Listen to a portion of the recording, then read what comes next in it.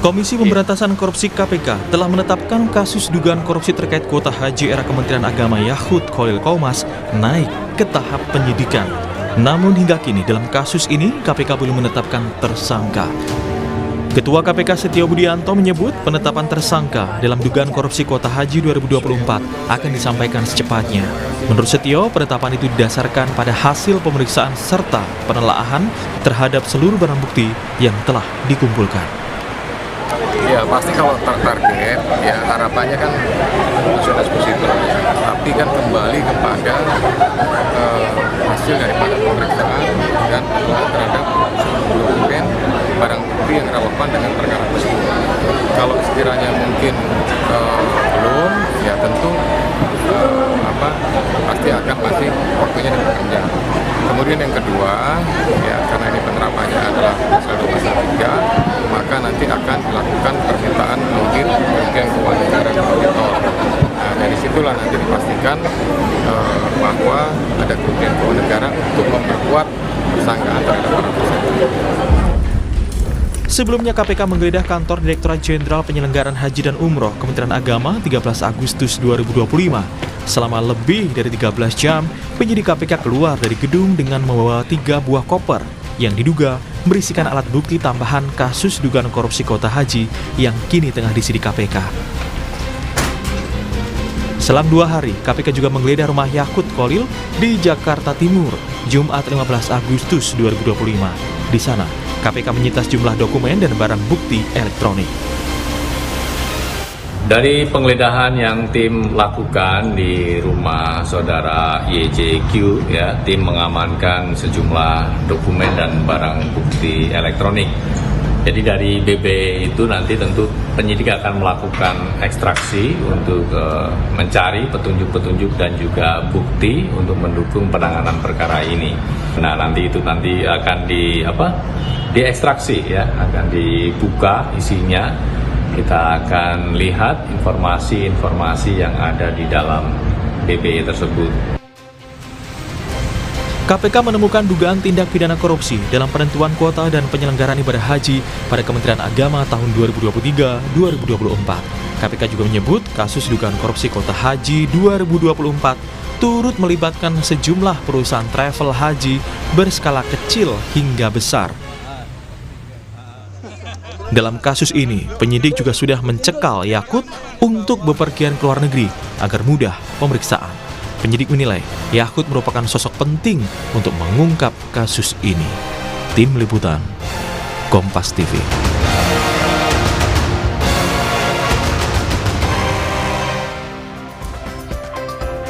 Saudara, Komisi Pemberantasan Korupsi telah menetapkan kasus dugaan korupsi terkait kuota haji era Menteri Agama Yakut Khalil Qomas naik ke tahap penyidikan. Namun hingga kini belum ada penetapan tersangka. Apa yang menjadi pertimbangannya? Sudah bergabung bersama kami juru bicara KPK Budi Prasetyo dan peneliti Pusat Kajian Anti Korupsi PUKAD UGM Zainur Rohman. Selamat pagi Mas Budi dan Mas Zainur. Selamat pagi Mas. Terima kasih. Mario, Mas Zainur, selamat Mas Budi, pagi. Mas Zainur sudah bergabung di Dialog Sapa Indonesia Pagi pada hari ini. Saya ke Mas Budi terlebih dahulu. Mas Budi, setelah deretan aksi yang dilakukan oleh KPK masuk tahap penyidikan, penggeledahan, apa update terbaru terkait dengan dugaan kasus korupsi kuota haji ini? Ya, Mas Mario, penyidik tentu nanti akan mendalami dari hasil penggeledahan yang sudah dilakukan dalam sepekan terakhir, di mana dalam penggeledahan tersebut KPK menemukan beberapa dokumen yang diduga terkait dengan perkara dan juga barang bukti elektronik yang tentu nanti juga akan dibuka dan dianalisis dalamannya begitu, sehingga nanti bisa memberikan petunjuk dan juga bukti-bukti yang dibutuhkan oleh penyidik untuk mengungkap perkara ini. Di samping dokumen dan barang bukti elektronik, penyidik juga telah menyita beberapa aset baik dalam bentuk kendaraan maupun aset-aset properti. Tentu ini juga menjadi langkah awal penyidik untuk aset recovery, di mana kita ketahui kerugian negara dari hitungan awal penyidik adalah lebih dari 1 triliun. Artinya ini jangan sampai hanya berhenti di angka, tapi juga harus ada upaya optimal untuk mengembalikan pemulihan keuangan negara. Begitu, Mas Mario. Oke, yang mengejutkan kemarin juga KPK menggeledah rumah mantan Menak Yakut Khalil Qomas. Mas Budi, apa sebenarnya yang ingin dicari dari rumah mantan menteri tersebut? Ya, tentu yang ingin dicari oleh penyidik dalam penggeledahan di rumah Pak Yakut adalah untuk mencari petunjuk dan bukti-bukti, karena penyidik tentu dalam setiap penggeledahan meyakini adanya petunjuk atau bukti di lokasi tersebut. Nah, selain penggeledahan di rumah Pak Yakut, penyidik juga melakukan penggeledahan di salah satu biro perjalanan haji ya di MT ya yang berlokasi di wilayah Jakarta. Nah, di sini penyidik juga mengamankan beberapa barang bukti. Namun demikian di lapangan penyidik ternyata menghadapi beberapa kendala, dan di sini tim langsung melakukan evaluasi, dan jika para pihak diduga atau terbukti melakukan upaya-upaya perintangan ataupun halangan dalam proses penyidikan ini, tentu penyidik juga tidak segan untuk mempertimbangkan dalam pengenaan pasal 21 atau obstruction of justice. Begitu, Mas Mario. Oke. Obstruction of justice ini dilakukan waktu penggeledahan yang di rumah mantan Menak atau dilakukan di tempat lain? Karena kabarnya juga ada yang dilakukan penggeledahan di kantor swasta biro travel haji ini, atau di mana? Dugaan perintangan dalam bentuk penghilangan barang bukti ditemui oleh teman-teman penyidik saat melakukan penggeledahan di salah satu kantor biro perjalanan haji, begitu, Mas Mario. Ya. Apa perintangannya seperti apa? Apakah mungkin saja tidak diberikan izin masuk atau apa misalkan? Di sana ada upaya-upaya penghilangan barang bukti yang dilakukan oleh para pihak tersebut, Mas Mario. Oke, sebelum saya ke Mas Zainur, saya terakhir Mas Budi, saya ingin bertanya, apakah dari tempat-tempat yang dilakukan penggeledahan kemarin, apakah ini KPK secara kita bisa bilang implisit lah, mau bilang ini yang terindikasi dugaan korupsi kuota haji?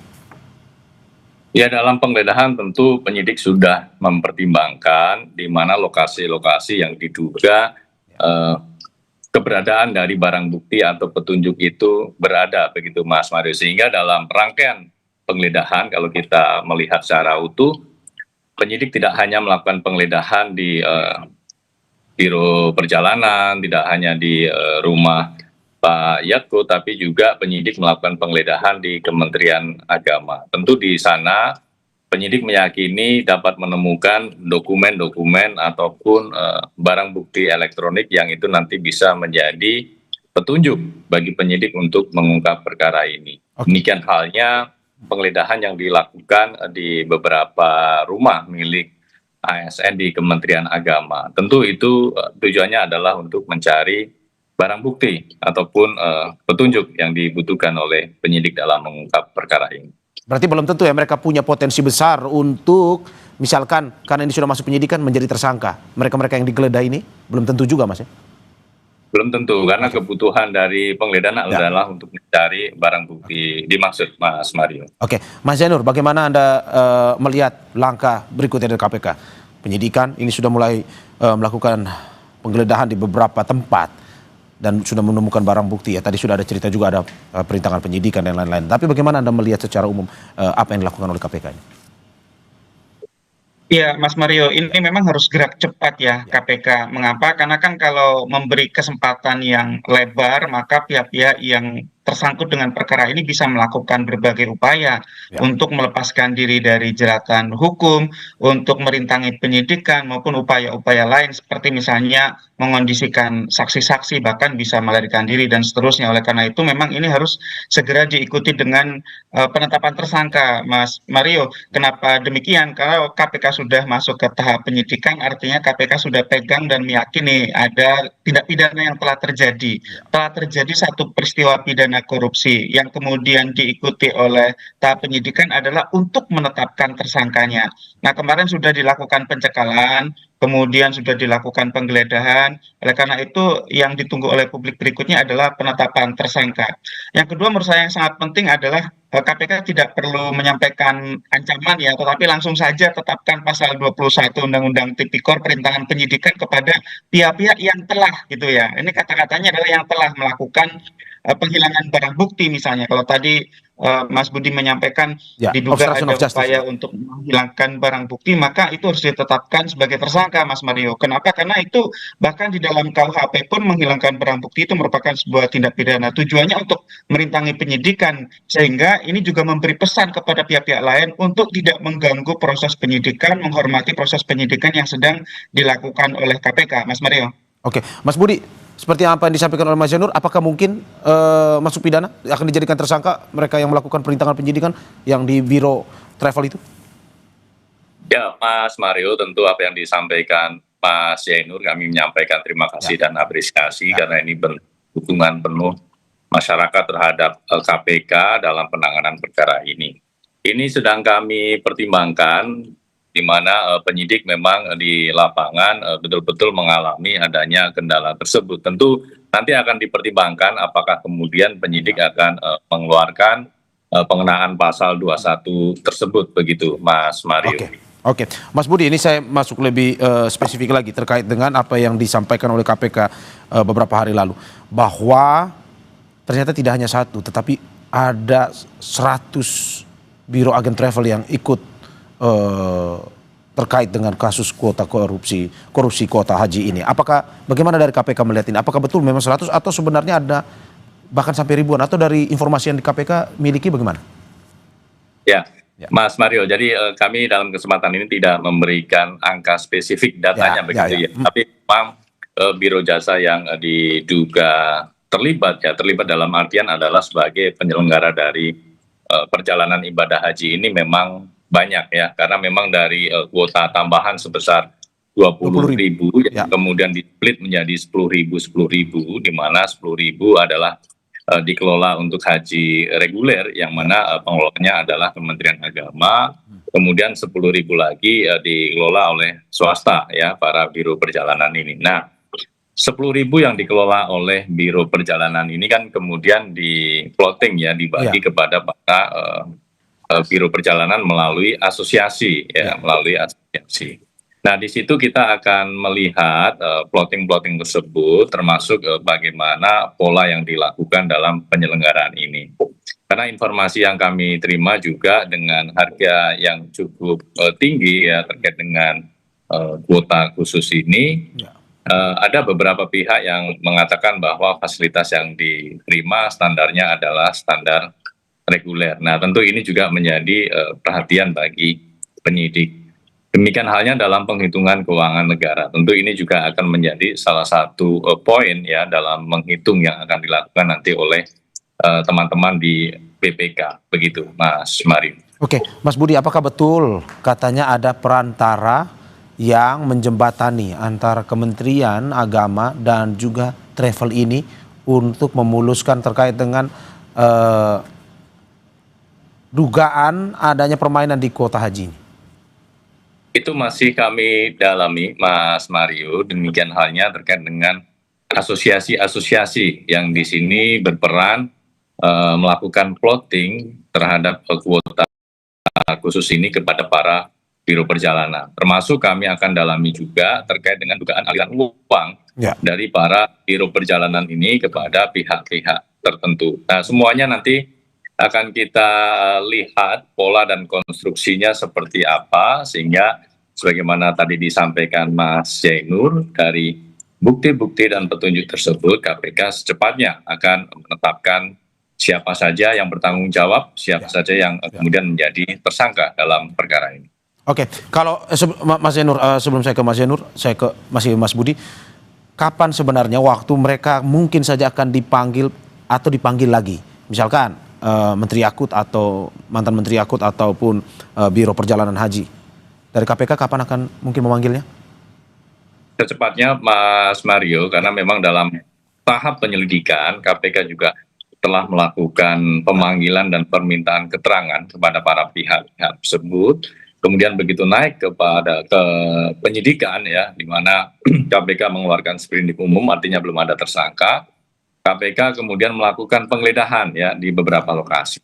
Tentu dari hasil penggeledahan yang telah dilakukan tersebut, KPK nanti tentu akan melakukan konfirmasi kepada para pihak yang terkait. Nah, dari puzzle keterangan ini, itulah yang nanti akan membentuk suatu konstruksi, yang membentuk suatu alat bukti untuk penyidikan perkara ini, begitu Mas Mario. Oke, saya ke Mas Zainur. Mas Zainur, ini seperti Anda bilang tadi, ini KPK sudah mulai melihat ataupun melakukan gerak yang lebih cepat dalam kasus korupsi kuota haji ini. Bagaimana Anda melihat bahwa ternyata tidak sedikit pihak-pihak yang ini terlibat dalam dugaan korupsi kuota haji ini? Apakah memang ini sesuatu yang ya menjadi sebuah, kalau kita bilang, lahan bagi banyak orang, atau sebenarnya bagaimana kalau melihat, dan bagaimana Anda melihat reaksi KPK yang sampai saat ini sudah menemukan siapa-siapa saja yang diduga ikut dalam kasus dugaan korupsi kuota haji ini?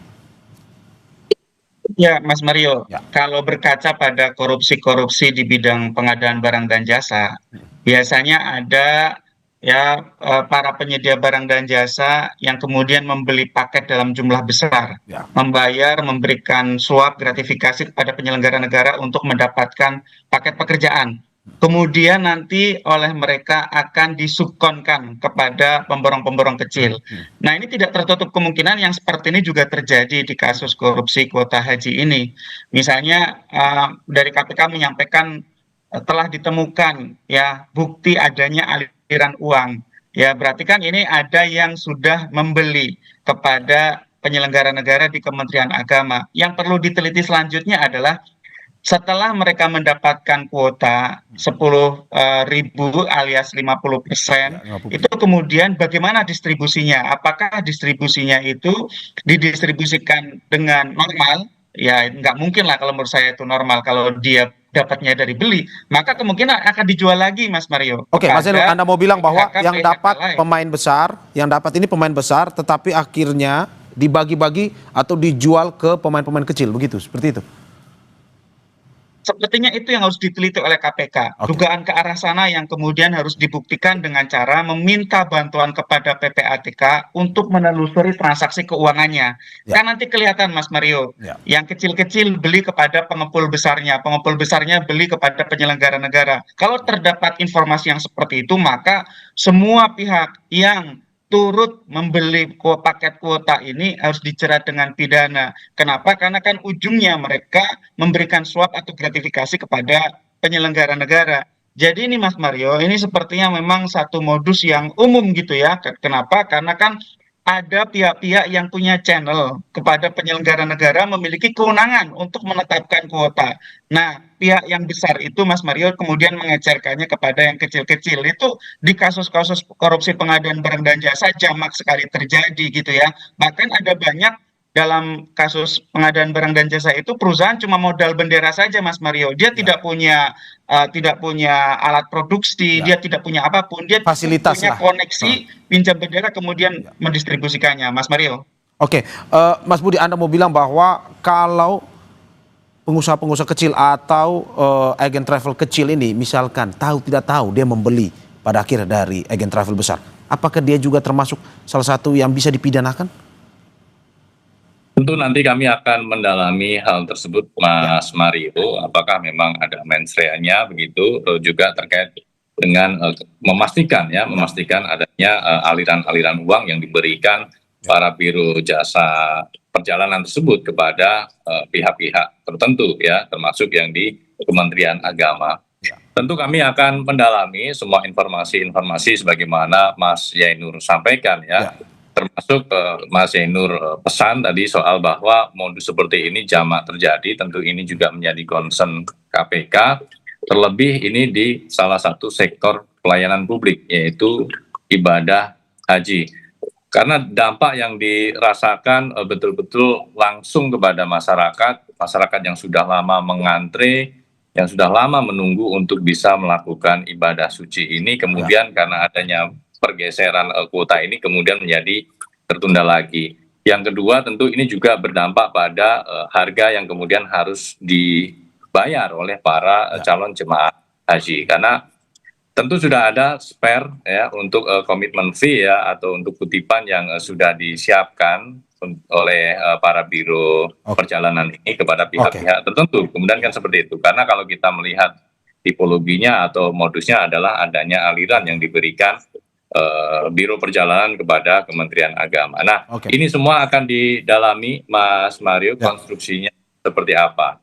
Oke, dan Mas Budi, pertanyaan lanjutan saya bahwa ini seturut dengan apa yang disampaikan oleh KPK kemarin terkait dengan komitmen fee itu, katanya ada pihak di Kementerian Agama yang menerima puluhan hingga ratusan juta rupiah.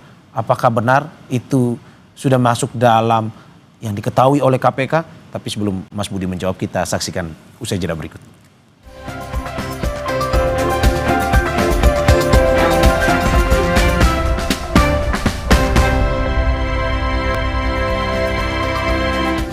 Terima kasih masih di Sapa Indonesia Pagi bersama saya Mario Sarong dan juga narasumber saya ada juru bicara KPK Budi Prasetyo dan peneliti Pusat Kajian Anti Korupsi Pukat UGM Zainur Rohman.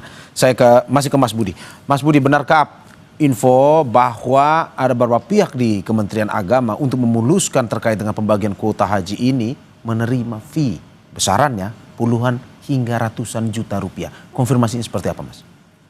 Ya, Mas Mario, terkait informasi tersebut termasuk dalam materi penyidikan yang sedang didalami oleh teman-teman penyidik. Oleh karena itu, penyidik melakukan permintaan keterangan kepada para pihak di Biro Perjalanan Haji. Nah, dari keterangan-keterangan yang disampaikan ada dugaan aliran uang yang diberikan oleh Biro Perjalanan Haji tersebut kepada pihak-pihak tertentu termasuk yang di Kementerian Agama. Nah, aliran-aliran ini yang kemudian didalami Mas Mario karena ini juga kaitannya dengan nanti dalam penghitungan kerugian keuangan negaranya seperti apa. Karena tentu akan menghitung berapa kuota yang kemudian dijual kepada para jamaah, kemudian dihitung juga terkait dengan costing yang sebetulnya dari penyelenggaraan haji, karena memang diduga informasi yang diterima oleh KPK bahwa fasilitas yang diberikan atau fasilitas yang diterima oleh para jamaah itu ada gap begitu ya, dengan harga yang cukup mahal tapi fasilitasnya mungkin tidak jauh dari standar reguler. Nah, itu juga akan menjadi perhitungan dari teman-teman di BPK untuk menghitung KN-nya berapa begitu, Mas Mario. Oke, Mas Budi, sedikit saja kalau kita bilang apa sebenarnya fee ini untuk memang berarti kalau kita lihat ada puluhan juta sampai ratusan, berarti yang diberikan kepada mereka yang di Kementerian Agama itu ya jumlahnya lumayan banyak dan memang untuk mendapatkan kuota lebih atau untuk memuluskan atau apa sebenarnya? Ya, itu yang didalami Mas Mario ya. Ya. Apakah pergeseran kuota ini top down atau bottom up, kan begitu ya. Kalau top down artinya memang murni dari pihak Kementerian Agama untuk melakukan pergeseran plotting ya. Dari kuota reguler ya 20.000 kemudian di plotting menjadi 10.000 begitu ya. Ataukah pergeseran ini juga ada inisiatif dari bawah? Ya, bottom up ya kan, dari pihak penyelenggara haji. Kenapa? Karena dengan pergeseran itu tentu nanti penyelenggaranya juga akan bergeser, Mas Mario. Dari yang semula 20.000 itu untuk haji reguler. Tapi kalaupun mau digeser itu kan splitnya dibatasi 92% untuk reguler, 8% untuk khusus begitu ya. Tapi karena ada diskresi itu kemudian menjadi 50%. Nah, artinya kuota yang kemudian menjadi kewenangan atau yang diselenggarakan oleh para biro perjalanan ini juga menjadi lebih besar dari yang semula hanya 8% atau sekitar 1.600 ya dari angka total 20.000 kemudian naik menjadi 10.000 ya atau 50% dari 20.000. Artinya ada penambahan sekitar 8.400 ya yang dikelola oleh pihak swasta. Nah, tentu ini juga akan berpengaruh ya terhadap nilai yang kemudian dikelola oleh para biro perjalanan ini, plottingnya ke siapa saja, berapa saja, bagaimana pengaturannya, termasuk ujungnya adalah terkait dengan aliran uang, sehingga konstruksinya menjadi utuh begitu, Mas Mario ya. Oke. Di awal sudah ada diskresi, kemudian di ujung nanti ada aliran. Artinya ini mungkin Mas Yainur sering sebut state capture corruption begitu ya, Mas Yainur ya. Oke. Suatu perbuatan korupsi yang paripurna begitu, Mas Mario. Saya ke Mas Zainur. Mas Zainur, kalau melihat fee bagi Kementerian Agama yang disampaikan kemarin itu puluhan juta hingga 100 juta. Berarti yang kecil-kecil seperti ini ya di Kementerian Agama ya juga menerima dong ya. Kalau dalam arti bahwa untuk urusan-urusan yang ya kalau kita bilang kecil untuk urusan yang kecil ya.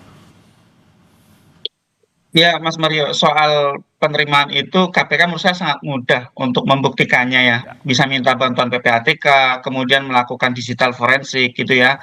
Dan soal-soal memberikan fee kepada penyelenggara negara itu sudah sangat jamak di Indonesia ya. Dikit-dikit fee gitu ya. Nah, jadi Mas Mario, saya melihat ada dua kemungkinan. Yang pertama, ketika itu memang punya maksud, ada meeting of mind, maka terpenuhi unsur tindak pidana suap yang merupakan tindak pidana korupsi. Nah, yang 8.400 tadi itu dikelola oleh PIHK, dikelola oleh biro-biro haji khusus itu kan kemudian didistribusikan kepada kecil-kecil itu tadi, Mas Mario. Kalau ada pengetahuan dari para pembeli pengecer itu yang kecil-kecil itu bahwa itu adalah untuk memberikan services kepada penyelenggara negara, clear, itu merupakan tindak pidana korupsi, Mas Mario. Tapi kalau yang kecil-kecil itu biro-biro yang kecil tidak tahu bahwa itu digunakan, misalnya dia harus beli, dia harus store gitu ya, untuk menyuap gitu ya, maka itu juga merupakan pidana. Karena apa? Karena di dalam pasal 116 Undang-Undang Nomor 8 Tahun 2019 tentang penyelenggaraan ibadah haji dan umroh, setiap orang itu dilarang memperjualbelikan kuota haji Indonesia, Mas Mario. Dan Oke, itu berarti ada dua-duanya ancaman pidana ya? pidananya 8 tahun penjara. Mas Zainur, dua-duanya pidana tahu atau tidak tahu sama sekali ya? Pidana. Jadi selama dia mengeluarkan uang, baik dia tahu untuk menyuap atau dia tidak tahu, sama-sama pidana. Oke. Kalau tahu untuk menyuap, dia dijerat dengan tindak pidana korupsi. Kalau tidak tahu itu untuk menyuap, maka dia kena pasal 116 Undang-Undang Penyelenggaraan Ibadah Haji dan Umroh, Mas Mario. Oke, Mas Zainur, saya ingin menggali lebih sedikit.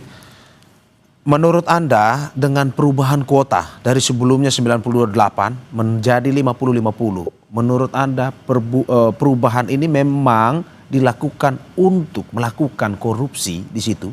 Ataukah memang sebenarnya ini untuk masyarakat aja, untuk membantu masyarakat aja? Atau bagaimana menurut Anda? Kalau dari hasil Ya, analisis Anda?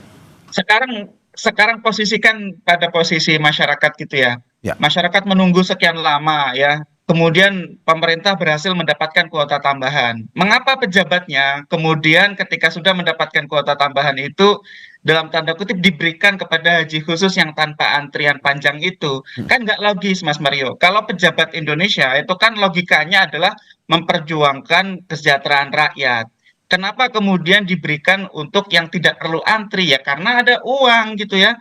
Kenapa kemudian tidak dibagi sesuai dengan aturan undang-undang? Mempertaruhkan risiko gitu ya. Ya. Nah, biasanya dalam teori korupsi gitu ya, karena ada insentif.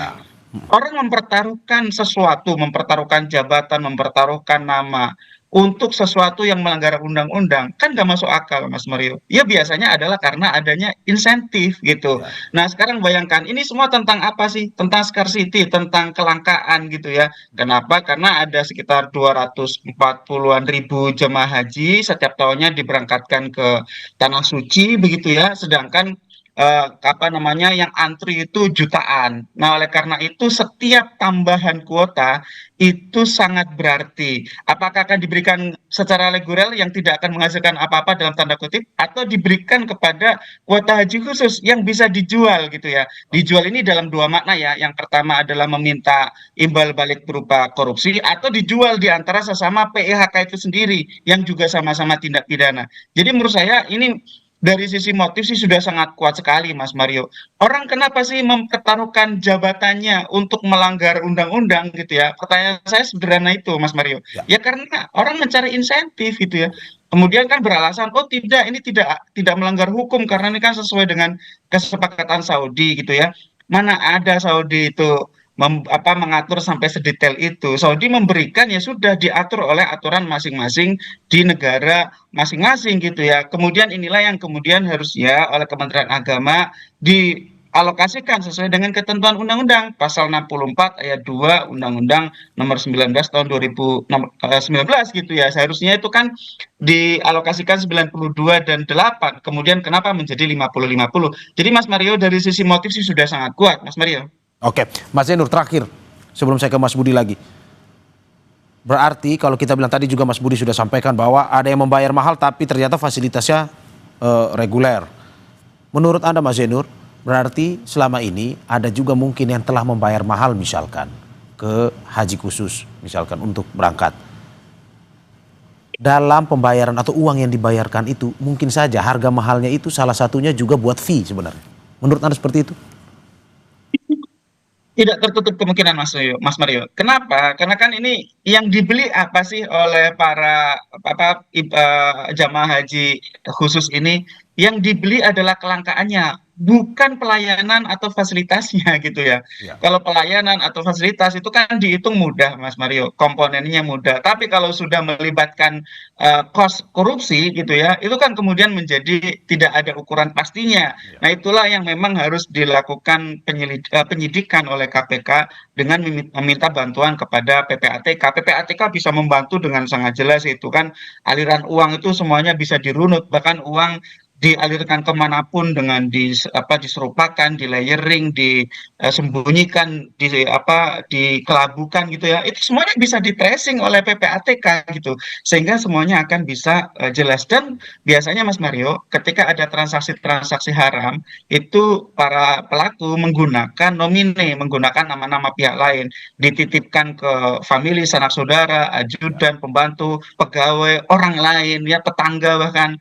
Itu harus dicari kaitannya oleh KPK, apalagi kalau KPK sudah pegang gawai, sudah pegang device yang digunakan oleh pihak-pihak yang terkait dengan perkara ini. Semuanya bisa diekstrak, bisa dilakukan digital forensik untuk memetakan komunikasi di antara para pihak, sehingga kemudian semuanya bisa dapat peta lengkapnya. Oleh karena itu Mas Mario, memang ini harus gerak cepat KPK. Ya. Kalau KPK sudah geledah rumah Ex-Menak, sudah geledah kantor PIHK, maka harus dilanjutkan dengan penggeledahan tempat-tempat yang lain gitu ya, tempat-tempat para penyelenggara negara dari Kemenak, kemudian juga PIHK-PIHK yang lain ya, juga melakukan permintaan informasi kepada PPATK secepatnya, agar sekali lagi jangan sampai ya pihak-pihak yang terkait dalam perkara ini melakukan upaya-upaya menghalangi penyidikan, Ya. apalagi dalam bentuk merusak alat bukti. Kalau alat buktinya rusak, penyidik akan terhambat sendiri, sehingga sekali lagi kecepatan penyidik itu juga sangat menentukan keberhasilan pengungkapan perkara ini, Mas Mario. Oke, saya ke Mas Budi. Mas Budi, bagaimana Anda melihat tadi Mas Zainur bilang ini motifnya sudah terang benderang. Tidak ada sebenarnya untuk masyarakat, memberikan masyarakat untuk bisa kesempatan haji. Tapi memang ini motif perubahan aturan ini ya untuk dikorupsi sebenarnya. Ada dugaan permainan di situ. Tanggapan Anda seperti apa, Mas? Ya, Mas Mario. Jadi dalam proses penyidikan ini kami berkomitmen untuk bisa secepatnya memproses sehingga kita bisa segera nanti berdasarkan alat bukti yang sudah diperoleh oleh penyidik untuk kemudian menetapkan para tersangkanya. Nah, tadi Mas Zainur menyinggung soal modus yang sudah cukup jamak begitu ya dalam penyelenggaraan ibadah haji ini. Tentu KPK kemudian tidak hanya concern terkait dengan upaya penindakan saja, tapi dalam kaitannya penyelenggaraan haji ini KPK juga concern untuk melakukan mitigasi dan pencegahan ke depannya. Sehingga KPK juga secara paralel melakukan kajian, Mas Mario, kajian terkait dengan penyelenggaraan ibadah haji. Sebelumnya KPK sekitar tahun 2012 juga sudah melakukan kajian dan memberikan rekomendasi perbaikan kepada para pihak terkait, termasuk di Kementerian Agama, termasuk juga kepada pihak-pihak di penyelenggara ibadah haji begitu ya. Dari problem dan rekomendasi perbaikan yang sudah dijalankan, kemudian sekarang terjadi kembali modus yang mungkin agak berbeda ya, karena ini terkait dengan pergeseran kuota. Tentu ini menjadi pengayaan bagi KPK untuk lebih memperkuat lagi, lebih memperdalam dan memperluas lagi kajian yang saat ini sedang dilakukan terkait dengan penyelenggaraan ibadah haji. Sehingga kedepannya praktik-praktik korupsi ini bisa kita cegah, bisa kita tutup ruang-ruang yang masih berpotensi untuk terjadinya korupsi, sehingga ke depan penyelenggaraan ibadah haji di Indonesia betul-betul berintegritas, betul-betul sesuai dengan mekanismenya. Karena keuntungannya untuk siapa ya? Keuntungannya untuk masyarakat. Masyarakat bisa mendapatkan dengan harga yang memang sesuai, kemudian dengan antrean yang memang sesuai, begitu ya. Tidak ada pergeseran-pergeseran hak tersebut yang kemudian dimanfaatkan oleh pihak-pihak tertentu, begitu, Mas Mario. Saya terakhir ke Mas Zainur. Mas Zainur, tahun 2006 Zaid Akil Husin Al-Munawar, mantan Menteri Agama, dihukum. Sudah dari Mali 2014. Bagaimana Anda melihat kultur, sudah ada 2 menteri, mantan menteri yang dihukum karena korupsi di Kemenak. Menurut Anda bagaimana melihat kultur di Kemenak ini untuk menghentikan betul terkait dengan ada dugaan-dugaan korupsi seperti yang juga disampaikan oleh Mas Budi tadi. Apa yang harus dilakukan oleh KPK ataupun lembaga-lembaga lain untuk bisa melihat bahwa ini hentikan sudah terjadi dugaan korupsi di kantor ataupun di wilayah Kemenak? Mas Mario, ini perlu dilakukan scanning system ya dengan corruption risk assessment. Jadi melakukan pemeriksaan terhadap institusi yang namanya Kemenak ini. Tujuannya untuk mengobati gitu ya. Jadi Kemenak juga harus membuka diri gitu ya. Susah orang untuk mengetahui penyakit di dalam dirinya sendiri, Mas Mario. Perlu bantuan orang lain. Itulah KPK yang memang diberikan tugas oleh Undang-Undang KPK. Memang tidak hanya menindak, salah satunya adalah untuk melakukan penelitian terhadap penyakit-penyakit korupsi di institusi-institusi itu gitu ya. Istilahnya adalah melakukan koordinasi, melakukan pendampingan gitu ya untuk pencegahan korupsi. Jadi dipetakan di area mana saja area rawan korupsinya gitu ya. Kalau penyelenggaraan ibadah haji tentu di sana ada area rawan di bidang pengadaan barang dan jasa, baik itu tentang transportasi, akomodasi, catering begitu ya, juga tentang kesehatan, juga soal kuota dan seterusnya gitu ya. Nah, kemudian dari sistem yang kemudian diteliti itu diberikan tawaran solusi pencegahannya, perbaikannya, agar kemudian bisa semakin lebih baik, terutama dari aspek pengawasan gitu ya. Nah, kemudian setelah itu di internal Kementerian Agama tentu harus melakukan reformasi secara mendasar, secara menyeluruh gitu ya. Dan ini harus dari komitmen menterinya yang jelas-jelas memang ini sudah berkali-kali tersangkut kasus korupsi gitu ya, Mas Mario. Meskipun sekarang kan ada shifting ya, Mas Mario ya. Tahun depan sudah ada Badan Penyelenggara Haji gitu ya. Tetapi juga menurut saya di Kementerian Agama tetap beresiko kan, Mas Mario. Dari dulu ada kasus pengadaan komputer madrasah, ada kasus pengadaan pencetakan kitab suci, ada dan seterusnya gitu ya. Ini kan kita malu sendiri ya ketika ada banyak kasus korupsi di Kementerian Agama yang kita bayangkan ya isinya adalah orang-orang yang beragama, yang tidak doyan duit haram gitu kan, harusnya kan begitu, Mas Red. Sekali lagi ini soal tata kelola yang buruk, soal organisasi yang tidak sehat, ya soal bagaimana nilai integritas belum menjadi budaya di internal Kementerian Agama, dan itu membutuhkan bantuan dokter ya, dalam hal ini adalah KPK, dan KPK-nya sendiri kalau misalnya perlu melibatkan juga nih unsur-unsur dari eksternal ya, para pemangku Kementerian Agama, misalnya para ulama, kemudian dunia pendidikan tinggi ya, kampus, universitas, untuk membantu agar Kementerian Agama bisa memperbaiki diri gitu ya, reformasi di Kementerian Agama sehingga yang seperti ini tidak terus menerus terulang gitu ya. Saya hanya sebagai masyarakat saja kalau dengar kasus korupsi di Kemenak ikut malu dengarnya gitu ya. Seharusnya harusnya yang seperti korupsi itu adanya di Kementerian Setan gitu ya, bukan di Kementerian Agama gitu. Kementerian Agama yang lurus-lurus saja harusnya. Gitu Mas Mario. Oke. Ya, tadi seperti Anda bilang uang haram ya, bahaya juga. Terima kasih atas apa yang disampaikan, screening, dan juga kita berharap KPK lancar dan dalam mengusut dugaan kasus korupsi ini. Terima kasih juru bicara KPK Budi Prasetyo atas apa yang disampaikan, pun juga peneliti Pusat Kajian Anti Korupsi Pukat UGM Zainur Rohman. Terima kasih Bapak-bapak atas apa yang disampaikan pada hari ini. Sehat-sehat selalu. Terima kasih Mas.